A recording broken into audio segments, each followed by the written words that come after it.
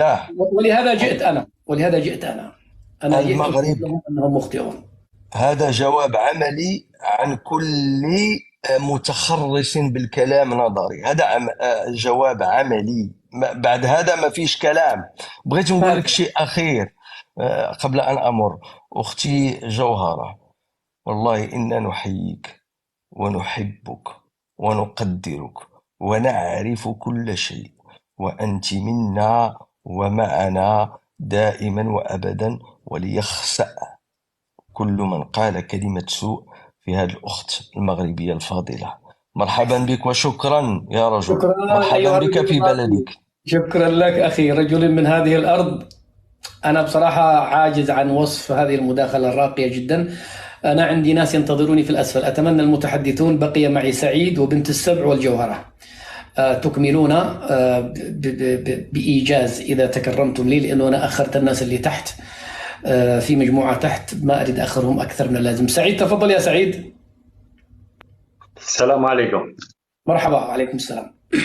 كيف حالك يا أخي أسد؟ أهلا. مرحبا بك في المغرب. والله الله العظيم يحفظك. أنت مش يمني، أنت مغربي، أنت في بلدك المغرب.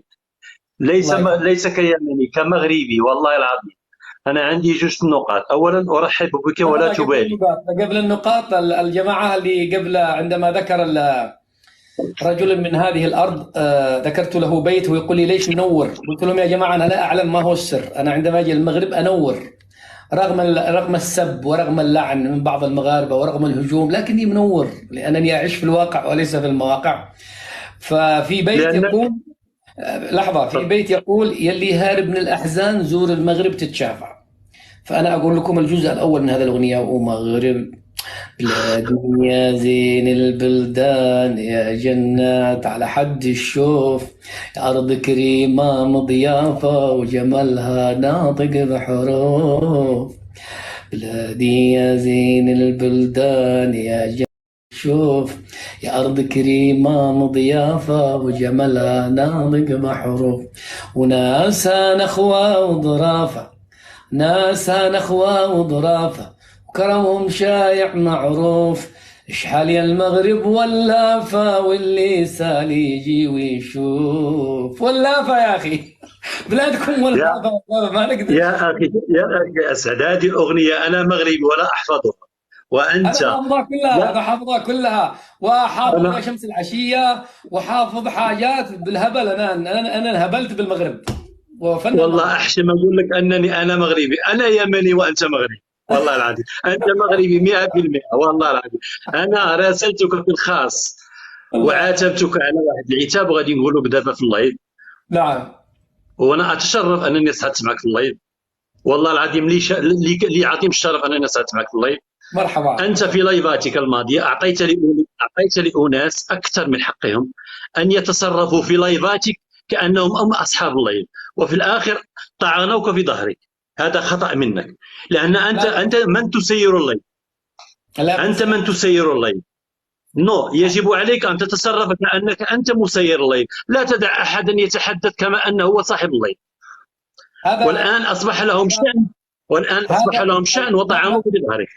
ما تقوله الآن أنت من الماضي. دع الماضي، اترك أعرف اليأس. أنا في لحظة. ودع اليأس وسافر وغربي، واجتلي أريد الحزن بأرض المغرب، واغتنم فرصة يا صاحبي، وامتع القلب بعيش أرغدي. خليك من وجع القلب، خلينا في المغرب.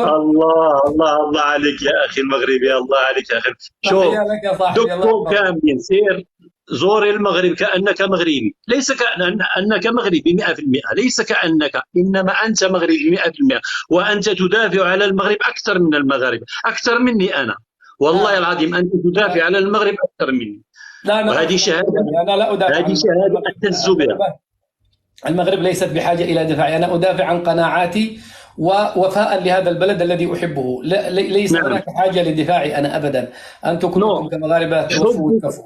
حبك للمغرب اكثر من المغاربه، والله العظيم حبك للمغرب لا يا اكثر اخي من لا المغرب. الان سيهاجموك يا اخي، لا تعمم هكذا، الله يرحم والديك هكذا. انا ما يهمني احد، انا ادلي برايي كمغربي، والله العظيم لا تبالي. زور الصحراء المغربيه وانطلق الى الصحراء المغربيه. وانا شاهدت لايفاتك، شاهدت الفيديو الاخير ديالك من اكادير فله، وشاهدت امراه صحراويه اعطتك ورده حمراء. أيوة. والله العظيم، والله العظيم لبكيت لما رايت هذا الفيديو. امراه صحراويه تقول لك ان الصحراء مغربيه، وانا صحراويه مغربيه. هذا اكبر دليل. طيب أنا أشكرك أخي سعيد، سامحني والله أن الوقت أدركني كثيرا، وشكرا لك وشكرا على إطراءك، وإن شاء الله نكون عند حسن الظن. الله يزوجك يا أخي سعيد، قل آمين.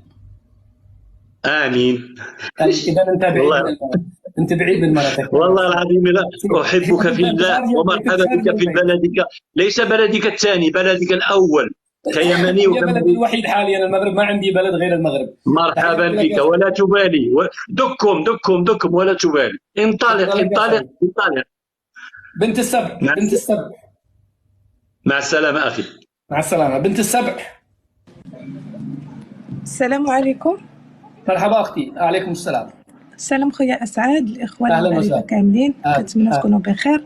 بالنسبة تكلمتي على هذه المسيرة الصغرى ديال المسيرة اللي غادي المسيرة الخضراء، هي مسيرة لأنك يعني كتعترف بالقضية ديالنا والوطنية اللي هي الصحراء المغربية.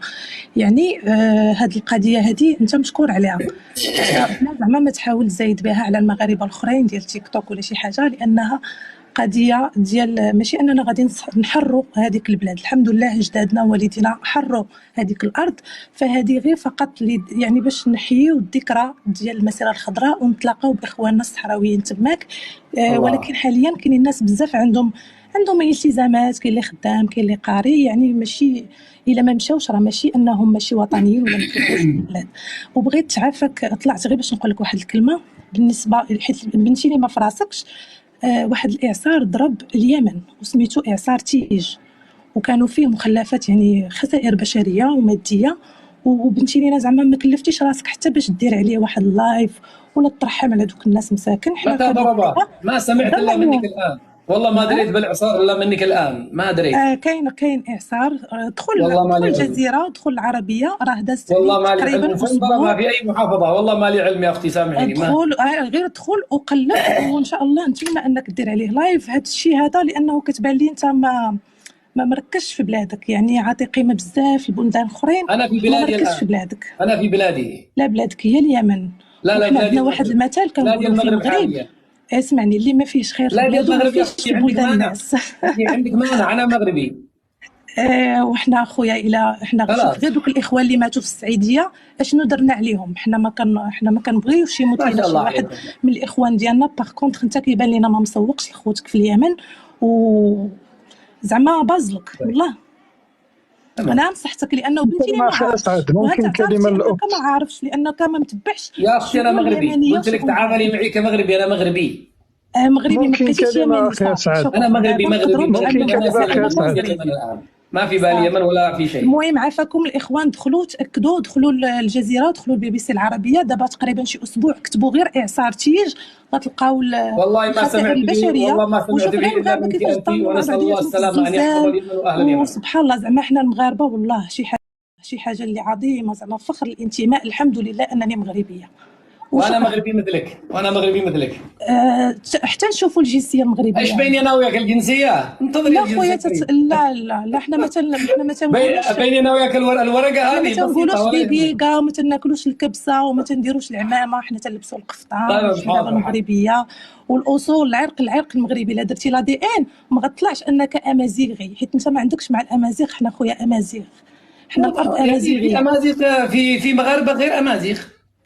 مرحبا بهم، خوتنا تا هما واليهود تا هما، اعتبريني واحد منهم. اللي كيحمل الجنسيه المغربيه خونا.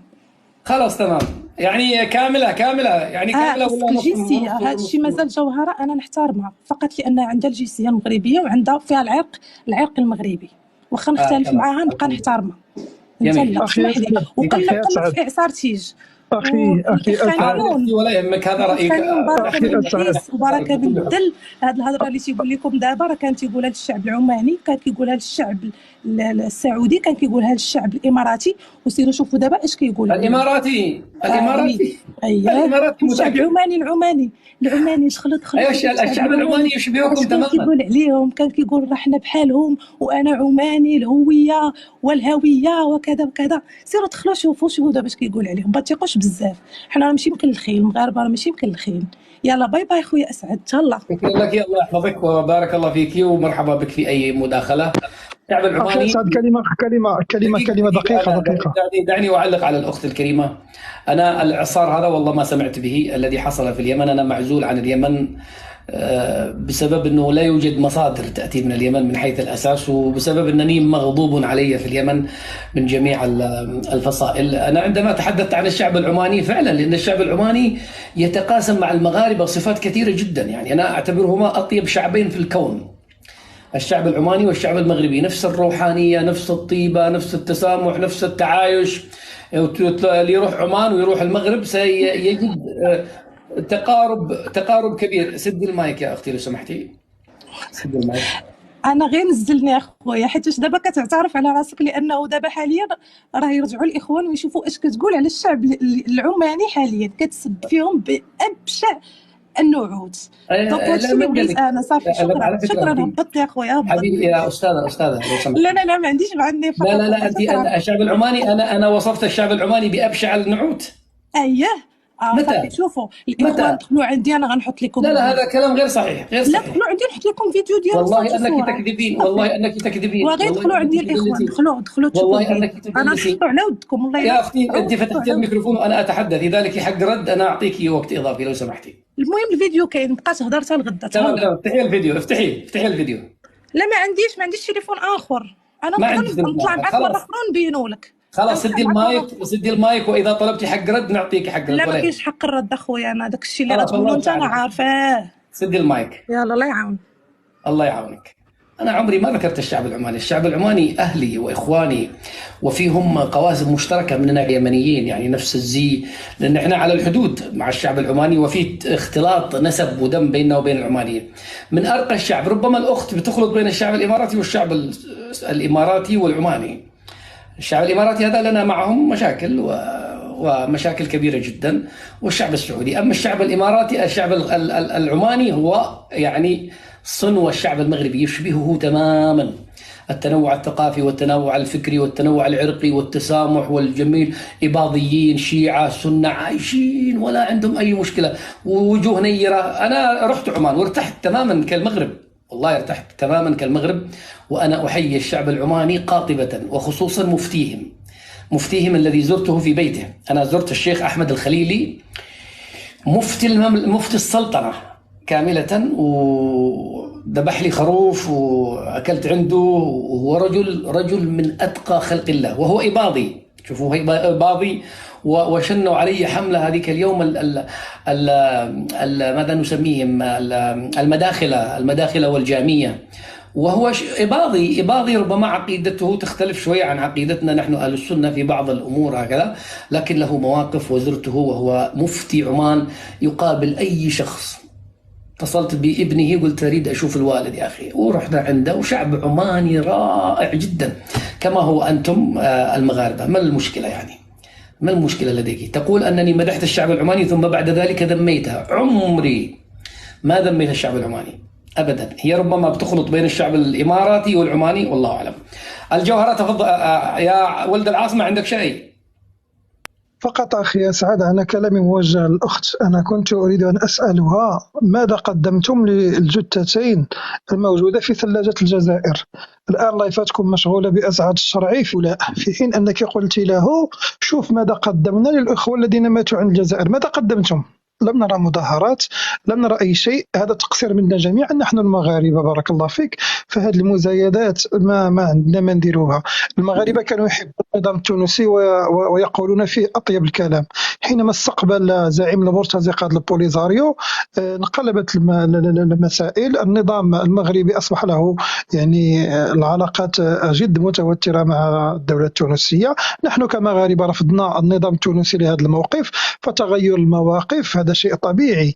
الانسان ياخذ موقف من كل دوله ومن كل نظام حسب تعامله، هذا شيء طبيعي. والبعد كنا نمدح في تونس، بعد ما عملت الموقف معنا حبسنا العلاقات وخذنا موقف ثاني. كنا في حرب مع اسبانيا ونهاجمها، اعترفت بالصحراء واصبحت العلاقات سمن على عسل. تغيير المواقف ليست ثابته، المواقف في السياسه تتغير. مواقفنا من الدول والانظمه يسير حسب تعاملها وحسب سياساتها. طيب اخي نخليك تعطي الضوء الاخت الجوهره. اشكرك، تفضل يا الجوهره. جوهره، السلام عليكم. مرحبا، هو الصوت واضح؟ واضح. مرحبا جوهره. مرحبا بك أسعد. وبما أنك ماشي للصحراء وجاي بهذه المناسبة العظيمة، غادي نرحب بك بالحسانية بكلام تاع الصحراء ونقول لك وني بيك يا وني بيك وخيرت بيك وميت أهلا وسهلا ومرحبا وني بيك وخيرت. أنت تتكلمي الحسانية؟ واه وشوف كيفاش هذه بوها جزائري وامها مغربيه وتعلمت الحسانيه. شوف ما شاء الله تبارك طيب الله. خلي مداخلتك كلها بالحسانيه. ايوا ما غاديش تفهمني انت يا اسعد. والله بقى حاول بس خلينا نجربها ولو اوكي ترجمي. اوكي. اولا مرحبا بك وسهلا وهلا وني بيك في الصحراء وخيرت بيك. وثاني حاجه انا سمعتك تتكلم يا اخي على هي شويه واعره. انا سمعتك تتكلم يواصلي بالحسانيه. قلت عنك يا اخي عدلوا لك وفيها العلم اليمني يا امي. انا قارت منك والله هلا غرت. انا تاني راني باغيه سياره تعود لي انا. هي الطوموبيل هي السياره. انت قلت عنك عدلوا لك فيها العلم اليمني وماشي بها الصحراء قايسه للصحراء تحتفل معاهم بالمسيره الخضراء. فانا غرت منك قبضتني الغيره. راني باغيه انا تاني راني نطالب بسياره فيها العلم الجزائري ونجي نمثل ثاني انا الجزائر ونحضر في هذه الذكرى. يا اخي لاش ناوية لا شوف لي كيفاش لي يتعدل لي يا اسعد. هذه ما تمكن اليمن يحضروا والجيران ما يحضروا. هذه يا امي ما تقدد صح. انا قلت تكون لفته يعني لانه في 8 سيارات من مغاربة الخارج وكلهم عاملين أعلام الدول الذي جاءوا منها. قلت أنا أريد العلم اليمني، قالوا البريطاني، قلت لا اليمني أحسن. وأنا أريد العلم الجزائري. أنا أطالب وأحتج. كيفاش اليمن تحضر؟ كيفاش مبادرة صائبة ولا كيف بتصلحي؟ يمكن تخربقي يا أسعد. كيفاش اليمن تحضر والجيران ما يحضروا؟ هذه ما تقدد صح. خلاص إذا تريدين نجيب لك سيارة ونعمل لك العلم الجزائري فيها. سيارة وأكون أنا سفيرة الجزائر ونحضر معكم ونفرح أنا تاني بالمسيرة بذكر المسيرة الخضراء. فيا أسعد الله إلا مرحبا بك. نورت المغرب. وما ننساش نشكر الأخ اللي كان تكلم قبيله، رجل من هذه الأرض. نقول له الله يجبر بخاطرك. بارك الله فيك خويا العزيز، بارك الله فيك، شكرا ليك. وواحد الحاجة تانية نشير لها، راني ننقز من نقطة لنقطة ولكن الله غالب باش ما نختصر لك. كنت وانا صغيره ربتني الوالده المسكينه والوالد الله يرحمه على انه نغلط يحشموا بيا قدام الناس ما يغطيوش على خطئي. فهذه واحد الحاجه اللي راني نشوفها في تيك توك ما عجبتنيش. يقول لك يغلط معليش مغربي، معليش منا، معليش هذا مغربي خليه يخطأ. انا نذكر لك واحد الواقعه صارت معايا وانا صغيره يا اسعد.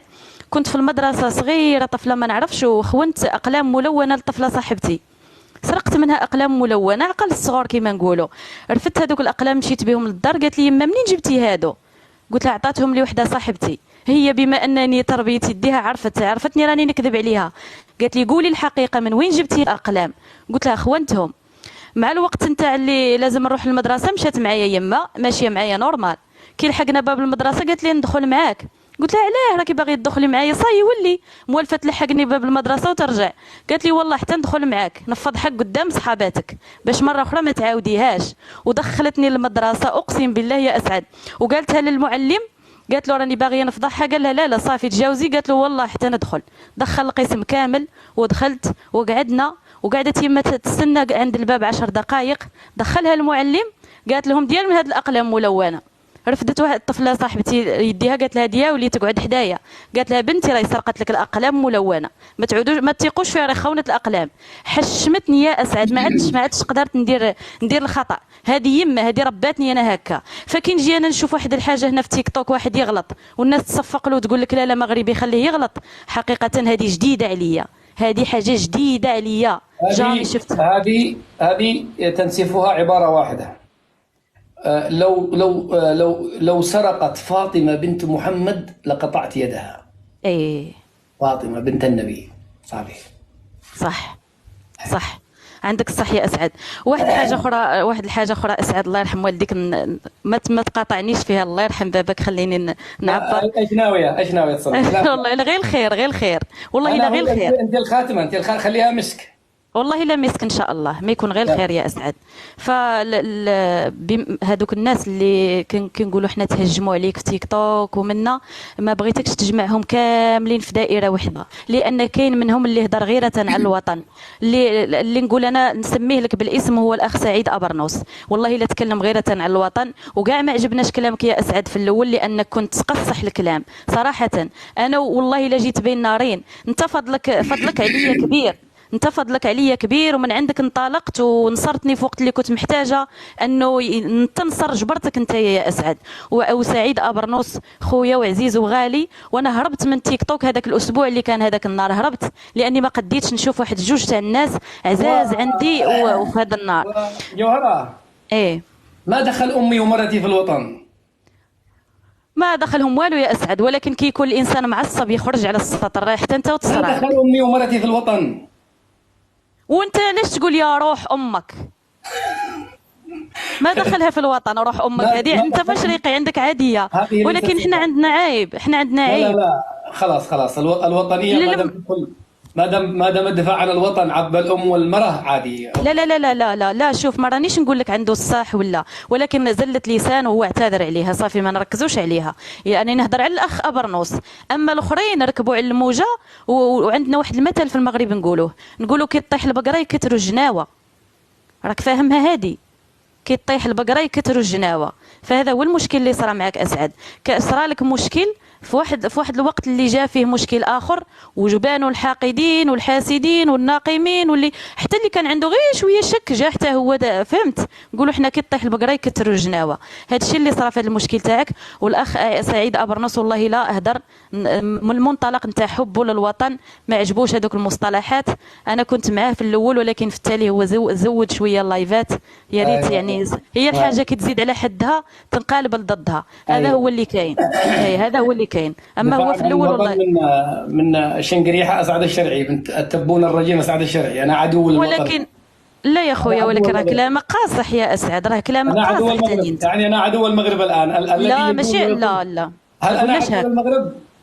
لا ما قلناش هكا. اذا كيف دافع عن الوطن؟ ضد من؟ لا ما عجبوش الكلام اللي تنعت به الناس اللي تابعين للوطن. ما دخل الوطن، ما دخلناش الوطن يا اسعد، ولكن دفاعا على ابناء الوطن اللي كنت انت تنعتهم بواحد الصفات ماشي ملاح. انت ثاني يا اسعد لسانك حار في التعبير. في الحق ما هو في الحق، ولكن ماشي هكا كاسعد، شويه اللين، شويه خاطبهم. لا ما اعرف انا اللين، ما اعرف انا اللين في الحق هكذا دغري. ثم احنا قلنا يعني لا تستدرجيني.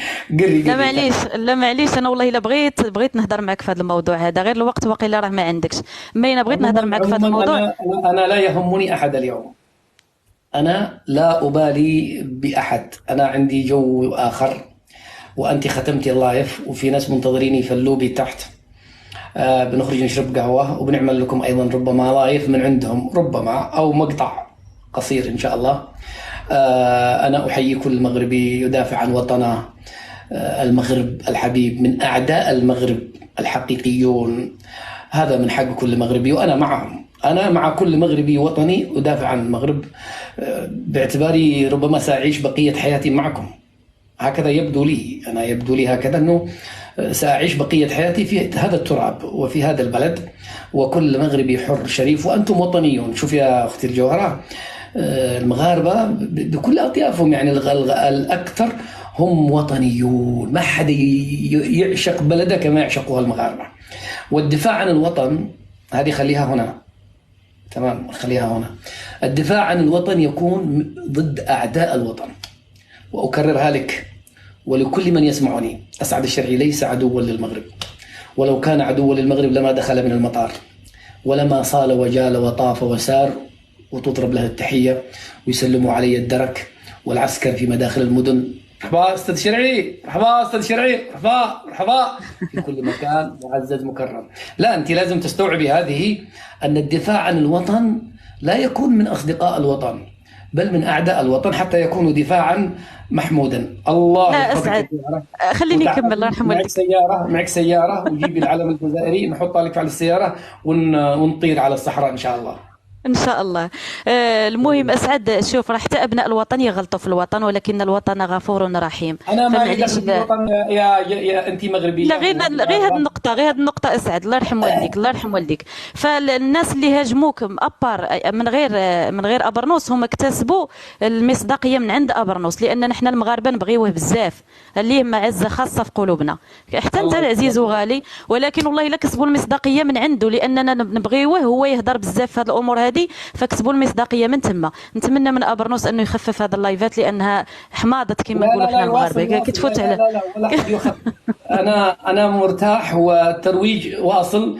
هم لا يشهرون بي للامانه، هم يحاولون يشهرون لكنهم يشهرون. انا احصل على اشهار مجاني، الله يجزاهم خير وسامحهم الله. من الآن أنا في بلادهم وفي أرضهم وتحت سمائهم، لا يليق بي إلا أن أقول سامح الله كل مغرب تجنى عليه، سامحكم الله. وأقسم بالله أنني سأضع رأسي على هذه المخدة الليلة وليس في قلبي مثقال ذرة على أي مغربي، على أي الحمد لله، مهما فعل بي ومهما سب بي، وفاء لتراب هذا البلد، ووفاء لملك هذا البلد، ووفاء لمغاربة الواقع الشرفاء والمخلصين. والله لن أدخل في قلبي ضغينة على مغربي أبدا، وإذا هو أدخل علي ضغينة في قلبه فمن طرفه هو، فإذا اعتبرني عدوا أو خائنا فمن طرفه هو. يسب أمي والله ما سب أمك، سب مرتي والله ما سب مرتك. يا أختي الجوهرة، ظهرت زوجتي، ظهرت لقطة خاطفة وهي بثياب البيت في أحد اللايفات، استثمروها وقالوا كلام دفاعا عن الوطن.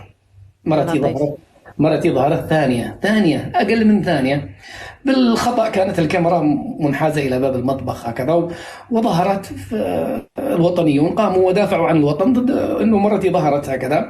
فالوطني أنا لا أزايد على أي مغربي، هذا شأنكم أنتم، كونوا وطنيون. شفت أسعد، لحظة اسكتي، عفوا كونوا وطنيين كما تشاءوا وبالطريقة التي تشاءوا، ودافعوا عن وطنكم، هذا وطنكم. أنا لن أزايد على أحد، هو بلادكم وأنا ضيف بين أظهركم، لكن وفاء للتراب الذي أمشي عليه وللسماء الذي أستظل بها وبالماء الذي أشربه في هذه الأرض، والله لن أحقد على مغربي. عمموها يا مغاربة، حتى لو سب أمي، حتى لو سب أبي، حتى لو سب مرتي، حتى لو ولغوا في عرضي، حتى لو انتقصوني، حتى لو شوهوني، حتى لو فتحوا لايفات 1.5 مليون لايف، لن أحقد على مغربي أبدا. والذي بيحاول يحرضني في الخاص أنه دق أبوهم واضرب أبوهم، لا يمكن. أنا هنا ضيف وأنا ابن ناس، والناس في الدنيا معادن، وأنا أعرف ضوابطي وأعرف ما هي ضوابط الضيف. ألف تحية لكل مغربي، محب وكاره، مرحب وغير مرحب، أنا بين أظهركم، وهي أخلاق المغاربة تظهر.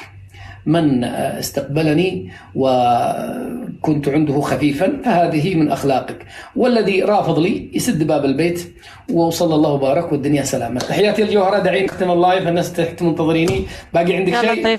باقي كلمتين مهمين نكملهم في الساعة بعجلة. هذا هو الفرق اللي قلت لك ما بين سعيد أبرنوس وما بين اللي راكبين الموجة. جاو عنده قالوا له هضر على اللقطة هذيك اللي هضرت عليها انت، قال لهم لا، هذيك حياة أسعد الخاصة ما نتكلمش عليها بتاتا. ولكن الاخرين راهم معروفين مع الاسف، والله الا جبرنا فيهم واحد قله الادب ما كايناش، واقيلا تبوني ما فيهش. وحدين. وقبل ما نكمل اسعد، خوالي يرحبوا بك في الشرق، كي تكمل من الجنوب روح للشرق، مرحبا بك عند خوالي، راهم يضيفوك، مرحبا بك. وحدين قلبوا لي راسي بلا ديان، ديري لا ديان، جوهره ديري لا ديان، انا درت لا ديان وخرجوا التحاليل تاوعو وطلع الدم تاعي ملكي. ملكي يا اسعد، قالوا لي دمك ملكي. فهذه هي اللي نختم بها اللايف، وشكرا لك اسعد على المساحه، مرحبا بك. الذي قال لك اعملي الدي ان اي قولي له هو يعملها ايضا. لا درته باش نهني روحي وطلع ملكي، قالوا لي روحي دمك ملكي.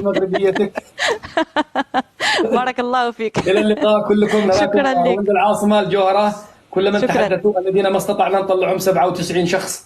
أنا آسف يا أخواني، والله أن الناس منتظريني تحت وأنا على سفر، لكن نحاول نعمل وقت كافي للتيك توك.